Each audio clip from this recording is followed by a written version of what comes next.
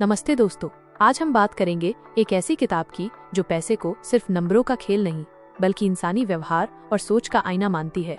The psychology of money by Morgan Housel. ये summary audio book style में है ताकि आप इसे सुनते हुए पैसे के पीछे की मनोवैज्ञानिक सच्चाइयों को समझ सकें। हम इस किताब के मुख्य विचारों को 7 चैप्टर्स में बांटकर आसानी से समझाएंगे। हर चैप्टर आपको पैसे के साथ अपने रिश्ते को बेहतर बनाने की सीख देगा। तो चलिए शुरू करते हैं।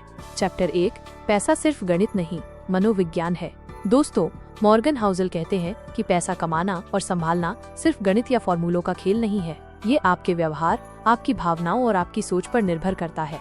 मुख्य विचार: फाइनेंशियल सक्सेस का 80% हिस्सा आपके व्यवहार, बिहेवियर से आता है, न कि आपकी टेक्निकल नॉलेज से। लोग एक ही तरह की फाइनेंशियल सलाह को अलग अलग तरीके से लेते हैं क्योंकि हर इंसान का पैसों के साथ रिश्ता उसकी जिंदगी के अनुभवों से बनता है। उदाहरण, कोई रिस्क लेना पसंद करता है तो कोई सेफ खेलना। दोनों का रास्ता अलग होगा। श्रोताओं के लिए सीख: अपने फाइनेंशियल डिसीजन को समझने के लिए पहले अपनी सोच और आदतों को समझें। आप क्यों वो करते हैं जो करते हैं। चैप्टर 2, लक और रिस्क, पैसे की दुनिया के 2 अनजान खिलाड़ी। क्या आपने कभी सोचा कि कुछ लोग बहुत अमीर क्यों बन जाते हैं? क्या ये सिर्फ मेहनत है या कुछ और भी? मुख्य विचार: लक और रिस्क पैसे की दुनिया में बहुत बड़ी भूमिका निभाते हैं, लेकिन हम इन्हें अक्सर नजरअंदाज कर देते हैं। उदाहरण, बिल गेट्स की सक्सेस में उनकी मेहनत के साथ साथ ये लक भी था कि उन्हें सही समय पर कंप्यूटर लैब मिली। रिस्क का मतलब है कि हर इन्वेस्टमेंट में हारने का खतरा होता है और इसे पूरी तरह खत्म नहीं किया जा सकता। श्रोताओं के लिए सीख: सक्सेस को सिर्फ मेहनत का नतीजा न समझें। लक और रिस्क को स्वीकार करें और अपने फाइनेंशियल प्लान को इस तरह बनाएं कि वो अप्रत्याशित घटनाओं को झेल सके। चैप्टर 3, कभी काफी नहीं, लालच और संतुष्टि का खेल। दोस्तों, कितना पैसा काफी है? ये सवाल हर इंसान से पूछो, जवाब अलग होगा। मॉर्गन हाउसल कहते हैं कि पैसा कमाने की दौड़ में लोग अक्सर संतुष्टि भूल जाते हैं। मुख्य विचार: लोग ज्यादा पैसे के पीछे इसलिए भागते हैं क्योंकि वो अपनी तुलना दूसरों से करते हैं। ये एक कभी न खत्म होने वाली रेस है। असली फाइनेंशियल फ्रीडम तब मिलती है जब आप अपनी जरूरतों और खुशी को समझकर काफी की परिभाषा तय करते हैं। उदाहरण, अगर आप 50 लाख कमाते हैं लेकिन 60 लाख का लाइफस्टाइल चाहते हैं तो आप कभी खुश नहीं होंगे। श्रोताओं के लिए सीख: खुद से पूछिए, मेरे लिए काफी क्या है? अपनी जरूरतों को प्रायोरिटी दें, न कि सोशल स्टेटस को। चैप्टर 4, समय का जादू, कंपाउंडिंग की ताकत। पैसा बनाने का सबसे बड़ा सीक्रेट क्या है? ये कोई स्टॉक टिप नहीं बल्कि समय है। मुख्य विचार: कंपाउंडिंग, चक्रवृद्धि ब्याज की ताकत समय के साथ बढ़ती है। जितना जल्दी आप इन्वेस्ट शुरू करते हैं उतना ज्यादा आपका पैसा बढ़ता है। उदाहरण, अगर आप 25 साल की उम्र में हर महीने 5,000 रुपए SIP में डालते हैं तो 60 साल की उम्र तक ये करोड़ों में बदल सकता है। लेकिन कंपाउंडिंग के लिए आपको धैर्य चाहिए और बाजार के उतार चढ़ाव से नहीं डरना चाहिए। श्रोताओं के लिए सीख: आज ही छोटी राशि से इन्वेस्टिंग शुरू करें। समय आपका सबसे बड़ा दोस्त है। जल्दी शुरू करें और लंबे समय तक बने रहें। चैप्टर 5, अमीर बनना बनाम अमीर रहना। पैसा कमाना एक बात है, लेकिन उसे बचाए रखना बिल्कुल अलग खेल है। मॉर्गन हाउसल कहते हैं कि अमीर बनना आसान है लेकिन अमीर रहना मुश्किल।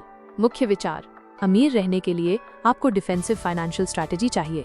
कम खर्च, सेफ इन्वेस्टमेंट्स और इमरजेंसी फंड। कई लोग जो बहुत पैसा कमा लेते हैं वो लालच या गलत डिसीजंस जैसे जरूरत से ज्यादा रिस्क की वजह से सब खो देते हैं। उदाहरण, लॉटरी जीतने वाले लोग अक्सर कुछ सालों में फिर गरीब हो जाते हैं क्योंकि वो पैसे को संभाल नहीं पाते। श्रोताओं के लिए सीख: पैसा कमाने के साथ साथ उसे बचाने की प्लानिंग करें। हमेशा एक इमरजेंसी फंड रखें और अपने खर्चों को कंट्रोल में रखें। चैप्टर 6, सादगी की ताकत, कम जटिल, ज्यादा सक्सेस। फाइनेंशियल प्लानिंग को रॉकेट साइंस बनाने की जरूरत नहीं। मॉर्गन हाउसल कहते हैं कि सादगी ही सक्सेस की कुंजी है। मुख्य विचार: जटिल इन्वेस्टमेंट स्ट्रैटेजी की बजाय साधारण नियम फॉलो करें। हर महीने बचत करें, इंडेक्स फंड्स में इन्वेस्ट करें और लंबे समय तक टिके रहें। जटिलता अक्सर गलतियों को न्योता देती है, जबकि सादगी आपको डिसिप्लिन में रखती है। उदाहरण, वॉरेन बफे जैसे इन्वेस्टर्स साधारण सिद्धांतों पर चलते हैं और उसी से अरबों कमाते हैं। श्रोताओं के लिए सीख: अपने फाइनेंशियल प्लान को साधारण रखें। हर महीने एक फिक्स्ड राशि बचाएं और उसे सेफ लॉन्ग टर्म इन्वेस्टमेंट में डालें। चैप्टर 7, आजादी सबसे बड़ी दौलत है। दोस्तों, पैसा कमाने का असली मकसद क्या है? मॉर्गन हाउसल कहते हैं ये आपको आजादी देना चाहिए। मुख्य विचार: असली दौलत वो नहीं जो आपको महंगी गाड़ी या बड़ा घर दे, बल्कि वो जो आपको समय, चॉइस और कंट्रोल दे। आजादी का मतलब है आपको वो काम करने की छूट हो जो आप प्यार करते हैं, न कि पैसे के लिए मजबूरी में काम करना। उदाहरण, अगर आपके पास इतना पैसा है कि आप 6 महीने बिना नौकरी के रह सकते हैं तो वो आपको नई चीजें ट्राई करने की आजादी देता है। श्रोताओं के लिए सीख: पैसे को आजादी का टूल बनाएं। अपने फाइनेंशियल गोल्स को इस तरह सेट करें कि वो आपको जिंदगी में ज्यादा कंट्रोल और खुशी दें। निष्कर्ष, ऑडियो स्टाइल।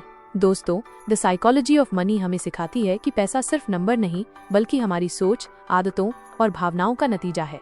ये 7 चैप्टर्स आपको पैसे के साथ बेहतर रिश्ता बनाने का रास्ता दिखाते हैं। लक को स्वीकार करें, समय का फायदा उठाएं, सादगी अपनाएं और सबसे बढ़कर आज़ादी को प्रायोरिटी दें।